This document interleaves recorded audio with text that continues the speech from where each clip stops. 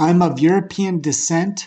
I consider myself open-minded and love to have my perception challenged, thus improving my limited understanding, becoming more empathetic, and a step closer to all earthlings.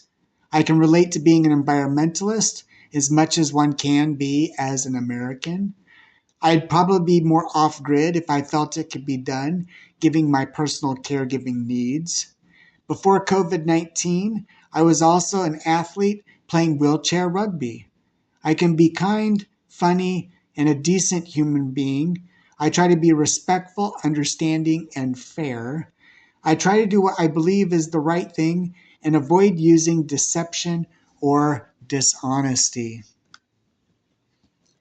I had been actively involved doing alcohol and drug counseling for approximately 5 years at Matt Talbot Kitchen and Outreach here in Lincoln, Nebraska. I officially became employed as a provisional licensed alcohol and drug counselor on December 4th, 2015.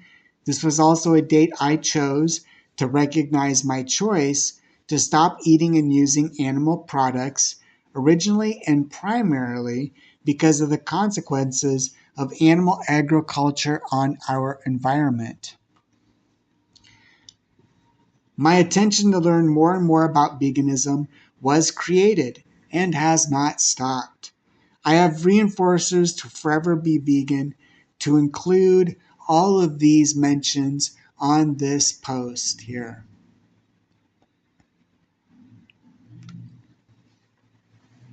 As an alcohol and drug counselor, I loved my job and found it to be very meaningful, rewarding, and in need of work.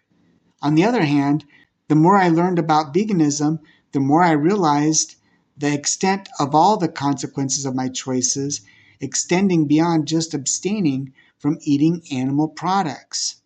I often recite and try to live in according to the following quote: "Honesty is a constant process of testing and is not once and for all achieved in adulthood." This means you have to always be willing and ready to put your life and your life's choices to the test to see if they're ethical and matching with whom you profess to be and in focus with the future you want to create. Then have the courage to recognize and know who you are and then follow through with personal improvement. I started to develop a passion of wanting to personally be involved in spreading truths, exposing lies about animal agriculture, using critical thinking, evidence-based research involving science. I tried very hard to balance my professional life as an alcohol and drug counselor and still be involved with veganism by becoming a volunteer presenter for Factory Farming Awareness Coalition, providing presentations in educational systems in front of high school and college audiences about the consequences of food choices. Time is a scarce resource, and in time, I felt like I would need to choose to give my attention to either strengthening my ability to be the very best alcohol and drug counselor I could be for my clients during their most important challenging transition, from an active addict to someone living a satisfying, sober life, or channel my attention on being an animal rights activist. I chose to follow what I felt was the most important, urgent thing to be doing right here, right now, for the continued existence of the world and all living things. I resigned from my career as an alcohol and drug counselor at Matt Talbot, with my last day being June 17th, 2019, and became a full-time animal rights activist. I was then on a journey as an empath, spending time discovering how I can effectively communicate with people to help them become aware of the power and responsibility of their choices. How people make choices coinciding with their professed morals, beliefs, thoughts, and values. I'm not going to use my time in this class to give you all the details about veganism, other than for me, it involves trying to live the most nonviolent, sustainable lifestyle.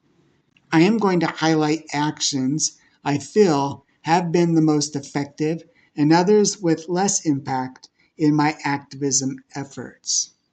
I feel the first form of my activism of doing PowerPoint presentations about the consequences of our food choices in the science classes of high schools here in Lincoln was hugely positively influential because I'm speaking to an audience that is seeking and forming a personal identity involving appearance, personality, acceptable friends, and character development.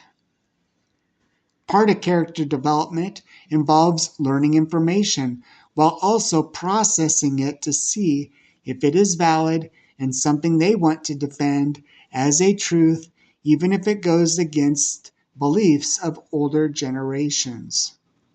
Those students, along with you college students, are responsible for looking at the things we currently do and be willing to question their validity moving toward the life and world you want to create and live in. Unfortunately, this form of activism was cut short quickly because I was unfairly banned from presenting critical thinking information in all Lincoln public schools. Systems of power do not want to be publicly transparent, and they do not want to be exposed for lies and dangers they impose on all of us. I was left trying to figure out other ways to continue my activism, so I started with opening up a Facebook account under my name, but with the sole purpose of expanding my activism possibilities by looking for other vegans who are sharing knowledge to the public by doing activism events. Of course, I friend requested many people I knew on a professional level, personal friends and family members who did not know much or anything about being vegan. This way we could see each other's posts, learn about things we care about and value. I look for opportunities to have a mutual dignified conversation without trying to sound like I'm instigating a debate, which has a winner and a loser. These type of conversations can be more positively impactful in the long run than me only being on a mission to get them to embrace veganism. Unfortunately, there have also been many times where I have failed in staying true to this communication process with others, followed by many genuine apologies. So I ran into this Facebook ad put out by the Humane League looking for a volunteer changemaker captain who could find and work with leaders in their community to organize volunteers. Their mission is to end the abuse of animals raised for food. I thought this was perfect for me because I have decent communication skills learned from directing my own independent cares as a wheelchair user and being an alcohol and drug counselor. So in September of 2019, I became the first and only volunteer changemaker captain in Nebraska. Right now, Facebook is the platform for most of my activism. As a changemaker captain, I had available to me a wealth of information from the Humane League to equip me to be a better activist and create these Facebook events. It was like receiving a free college education of activism that is researched to be the most effective. All forms of activism require building relationships to build a community and engage in collaborations. If it wasn't for Facebook, I wouldn't have had the opportunity to be here today to talk to you.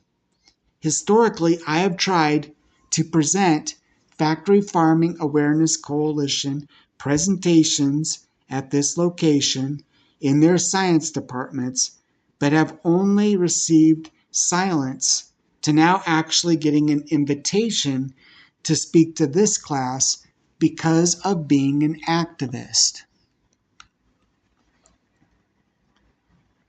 So on this screen, what's going to show up is different types of animal rights vegan activism that I have done and currently do.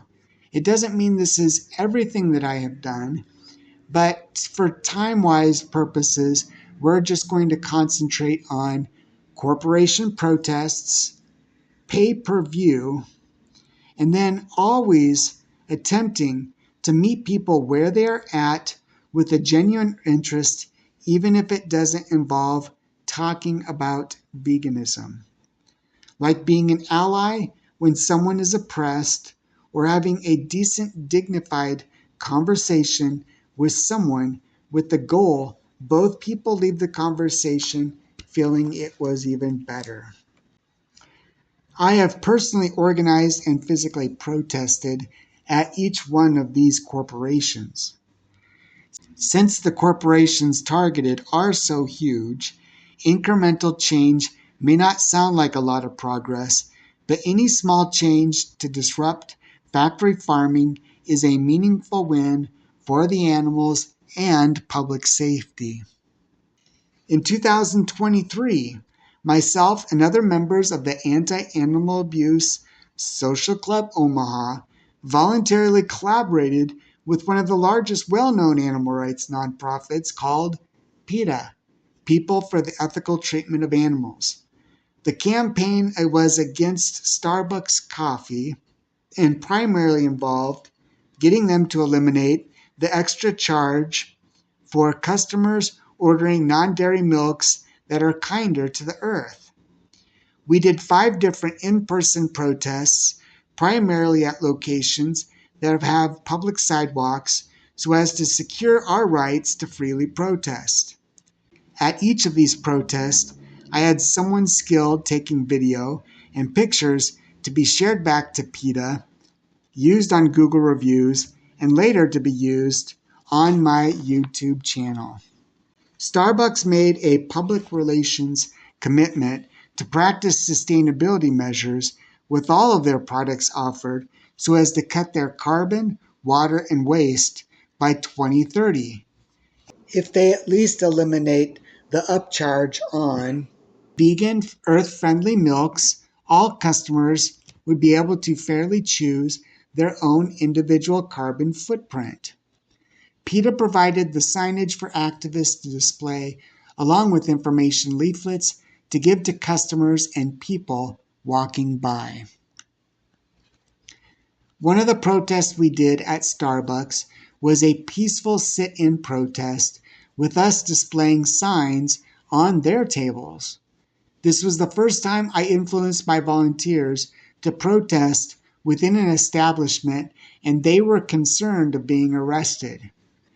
As a means to calm their nerves and not shock the employees of Starbucks, I rolled in with my volunteers observing behind me and asked to speak to the manager or someone in charge. I think what they had was someone who is a shift leader. I was respectful but assertively knowledgeable with my use of words to inform this shift leader of the peaceful protest we were going to perform in the middle seating arrangement of the store. Rightfully so, in accordance to the Starbucks corporate principle within their mission and values. Here is one of the protest videos talking about the upcharge being an act of discrimination and going against principles within their mission and values. The definition of discrimination is, open quote, the unjust treatment of different categories of people, close quote. When a customer is charged an additional 70 cents for a plant-based milk in their coffee because they are lactose intolerant and or do not support the animal exploitation involved in dairy milk, this upcharge is a form of discrimination. So what is Starbucks' stance on discrimination? Taken directly from their 2-page Starbucks Principles for Upholding the Third Place for Our Partners, Our Customers, and Our Communities, open quote, discrimination is inconsistent with our mission and values. We strive to eliminate discrimination and implicit bias from every aspect of our business. Close quote. This 70-cent surcharge placed on plant-based milk choosing customers is also in contradiction to what makes the Starbucks mission come to life in the promotion of equitable, diverse, and inclusive cultures. There is no promotion in charging extra. I strongly feel even if plant-based milks cost more for Starbucks to serve, this financial discomfort should rightfully be absorbed by the corporation, just like the increased expenses to be ADA compliant for people with disabilities. I'm encouraging everyone to call Starbucks at 1-800-782-7282 and encourage them to end the discrimination surcharge.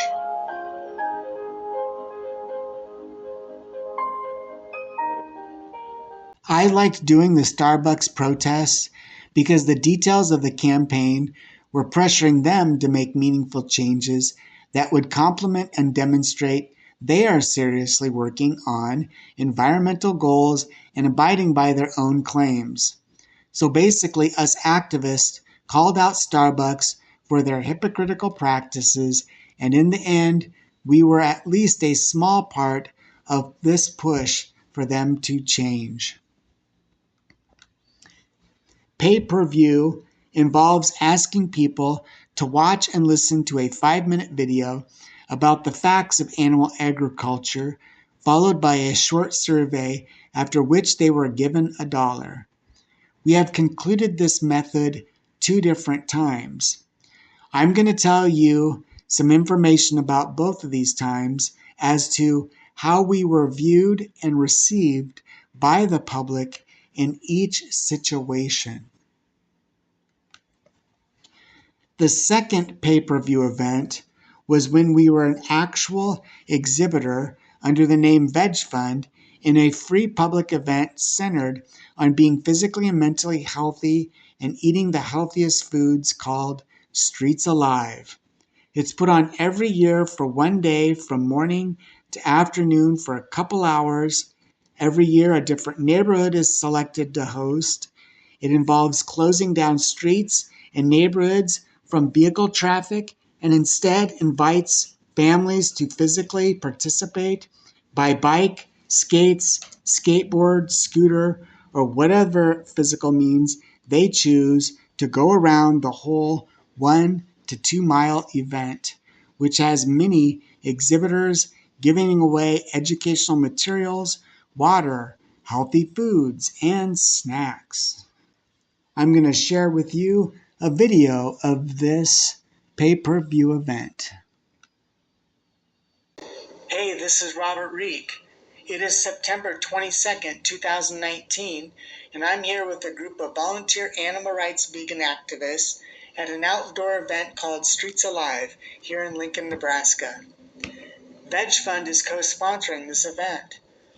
What we are offering attendees at this event today is a paid-per-view experience in which children and adults can watch appropriate videos.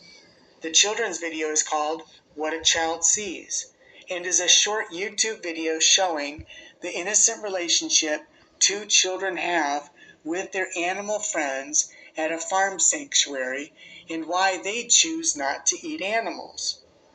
For the mature audience, the videos being shared are called 10 Billion Lives and Have We Been Lied To?, which show graphic common farming practices in relationship to animal agriculture.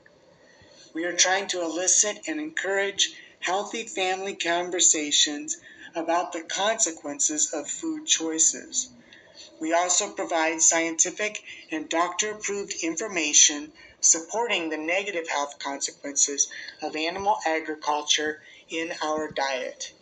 We feel people with this information make healthier decisions about what they support and eat. So as you can see in this video, Since we are officially part of this event, people, families easily approached our table to learn about what we were sharing and participated without hesitation or any suspicion. After the children watched a video called What a Child Sees, they were asked the following questions. Do you love animals? Would you like animals to be your friend or food? Which farm animal would you like to become friends with? All the kids but one kid answered the question, do you love animals, with a yes?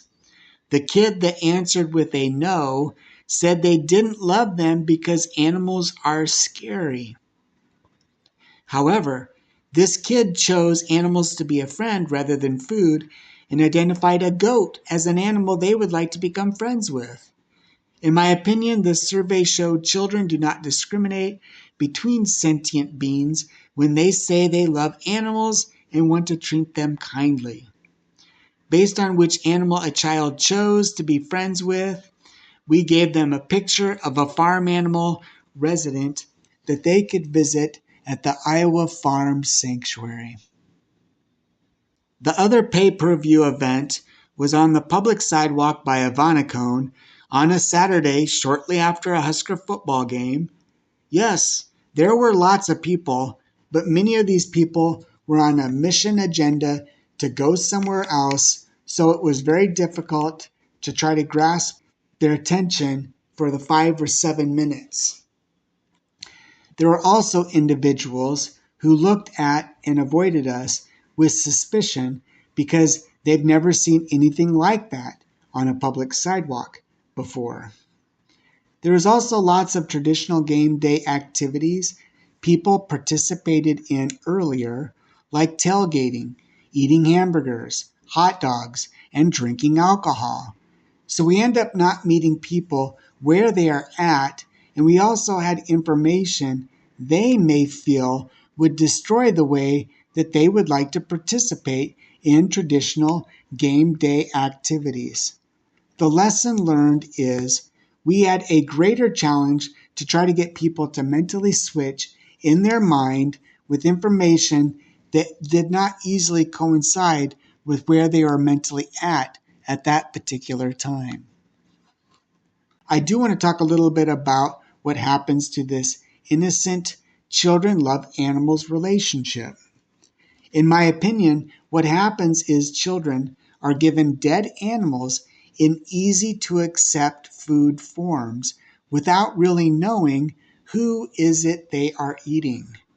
And then as they grow up, they are taught the first form of unfair discrimination most of us have also been taught, which is called speciesism. I feel a mistake people are making is believing that they are practicing personal choices as to what they want to eat and what they constitute as ethical food choices. Dr. Melanie Joy says it best with this powerful quote. Often what people mean by when they say it's their personal choice, that it's a free choice they're making. And they're not making their choices freely because without awareness, there is no free choice. And the vast majority of people are not aware of how they have been deeply conditioned. Speciesism is an oppressive force just like all these other forms of oppression that I stand firmly against and get involved in as an ally. Being an ally is another way of meeting people where they are at with experiencing forms of oppression very real in their life. As a result, sometimes it creates the perfect atmosphere when someone becomes curiously interested in veganism. Some of my friends who are also wheelchair users say they wish I would place more time in disability rights. However, I like to live by this quote and feel most of what I do does advocate a positive image of someone who uses a wheelchair for mobility. Even during his fight for civil rights of Black humans, I believe Martin Luther King Jr. expanded his field of compassion and justice to include animals with these two quotes. Please don't mistakenly assume veganism is some kind of new trend or a rich white person's diet, because the actions involved can be discovered throughout history. Martin Luther King Jr.'s wife and son chose veganism. His son Dexter even dedicated time into animal rights activism. Also, right now, Black people are the fastest moving demographic embracing veganism. So if any of you have gotten curious about anything that I've showed you today, here are some other books that you can read to expand your knowledge. And here are some movies.